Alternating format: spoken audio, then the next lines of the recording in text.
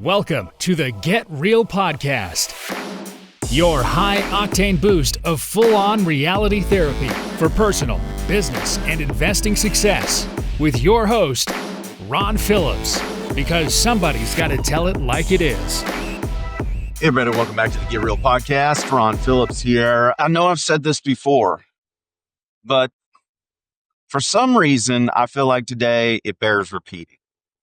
We need to be very vigilant about protecting the industry that we all love. Let me point something out here that I think is pretty important. We have to clean up our own industry. And we have to protect newcomers to our industry. And what do I mean by industry? I mean investment real estate, and I mean all-encompassing. Right? So from the people who are in the wholesale, education, coaching space, which seems to be the entry point for real estate, all the way up to multifamily syndication. So, very sophisticated type deals. Our industry, because of the lower barrier of entry, by the way, in every single one, all the way from the beginning I just talked about, all the way through the sophisticated. The barrier of entry is so low that one of two things has the potential to happen. The first one of these things is that people who simply don't have the financial aptitude to run a business, let alone start or run a fund or coach someone else about how to run a business or start a fund, they have the ability to do it. Now, I want to be super, super clear about one point. When I started out in this business, I too did not have great financial resources. As a matter of fact, if you remember my story, like I said last week, I was basically broke. I just got laid off. I had a bunch of bills. I didn't have a lot of savings. I was the quintessential person who would go into wholesaling.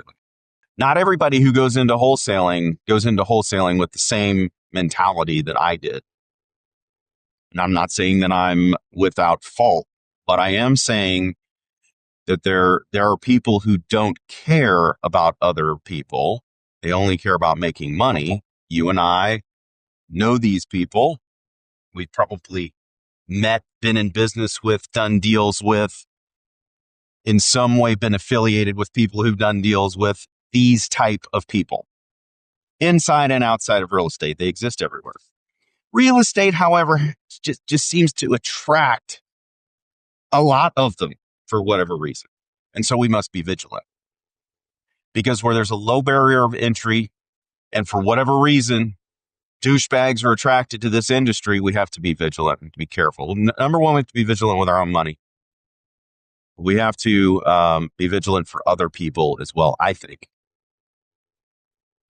Now, it doesn't mean like calling people out online and screaming about people and everything else. I'm not like that, but I do mean sharing with all of the people who you come in contact with when asked who the good people are and who the bad people are, because there are both. I also think there's people who start out genuinely wanting to help people, but they don't have the financial savvy. They don't have the business acumen. And again, I didn't either. Okay. But for whatever reason, they don't seek it out.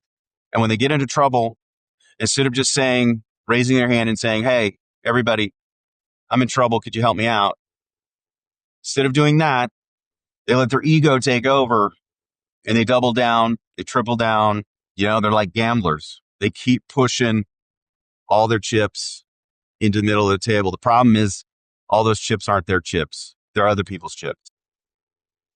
And when you're doing that, you're breaking regulations, especially when you're not disclosing that you've done this multiple times. It hasn't worked out. You've lost properties to foreclosure. When you're not disclosing those things, that's now called fraud. It's illegal. Okay? You can't defraud people. So I just want I want you all to understand, be very, very careful out there. It's very difficult to tell. I know this, okay, because I know a lot of my friends who are very financially savvy, have tons of business acumen, like really smart people, have gotten conned by some pretty crafty folks. It's going around all over the internet, has been for over a year. It's only going to get worse. Okay. So, just, it's really, really important to be careful. It's important to start asking questions. If things don't feel right, ask questions. If the answers to the questions that you get, if you have money invested in funds, if the answers to questions that you get don't smell right, ask follow-up questions. Dig in a little bit, because there's a lot that's not right. There's a lot that's not right out there. It's a tough time to be responsible for other people's money. Let's put it that way. Okay.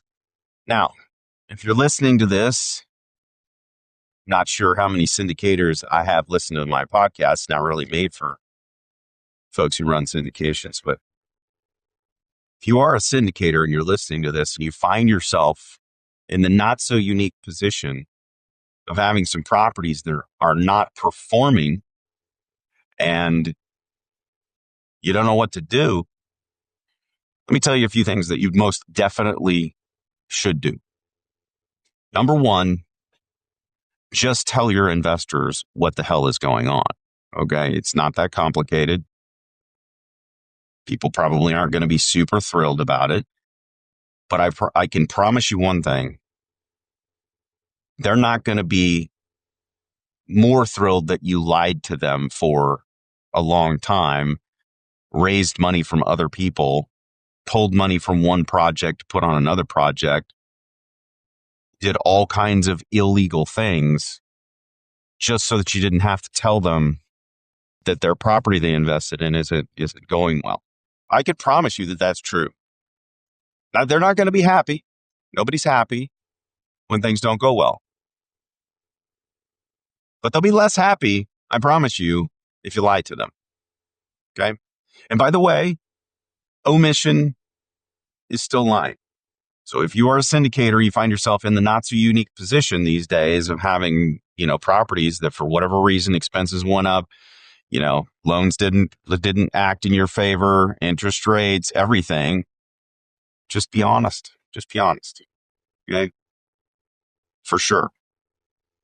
Second thing, you will at some point be tempted, if you have more than one deal, to just take some money from this deal over here that's doing pretty well, put it over here in this one that's not doing so well, just for a little bit. Because if you could just get past like 2 months or something, you could just put the money back.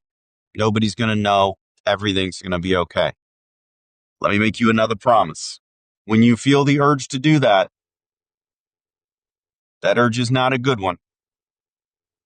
That demon doesn't pay. He's going to tell you to do that. And what's going to end up happening is both of those deals are going to go south. One, because it was already going south and you really just need to admit it to yourself and to your investors. And the other one's going to go south because the other one's going to take it down with it. And when you do that, you have committed fraud. Again, don't do that. That temptation, a little devil sitting on your shoulder telling you to do that, he's not your friend. Okay? If you set out in this business the right way, to do things the right way, don't do that, because if somebody tells you that you can do that and it's okay, you should run from that human being. They're not your friend either. Don't do that. Bad idea. All right, now let's talk about the educators. When real estate becomes very difficult, the actuality of real estate, wholesaling, retailing, rehabbing, construction, all of them. When it becomes difficult, people sell information, and they do that because not everybody, there's a lot of people who save their actual business by creating another business, selling information about the thing that they themselves are having trouble doing. It's the truth. I wish it weren't. but it's the truth. This is the Get Real show. This is not the how we want it to be show. Okay. That's the truth. So if you really want to know how to do wholesaling, the person who's teaching you how to do wholesaling, in my humble opinion, before you give them, 10, 20, 30, 40, 50, however many grand you're going to give them, before you give them that, it should be able to prove to you in numbers, not top line revenue numbers, bottom line revenue numbers. Like, what's your net, that they are doing well in business. Right now, the people who are going to tell you how to do this business, show you how to do this business. I don't know why I felt compelled to say this. Well, no, that's not true. I have seen a handful of posts from people I respect in the industry who actually run solid businesses who have been screwed by unscrupulous people in this industry just in the last week. Smart people. Imagine how many people who are not savvy who have trusted these people with their money, with their time, with their attention. And then on the other side of the coin, I know a lot of people who have trusted the educational content of people who I know for a fact do not have a solid net bottom line business. I know for a fact that they don't.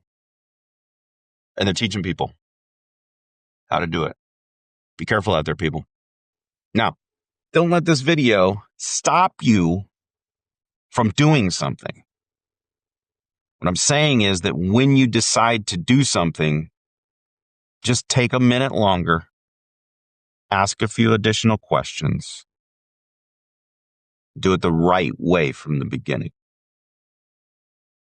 And until next time, get out there and make something happen. This has been the Get Real Podcast. To subscribe and for more information, including a list of all episodes, go to getrealestatesuccess.com.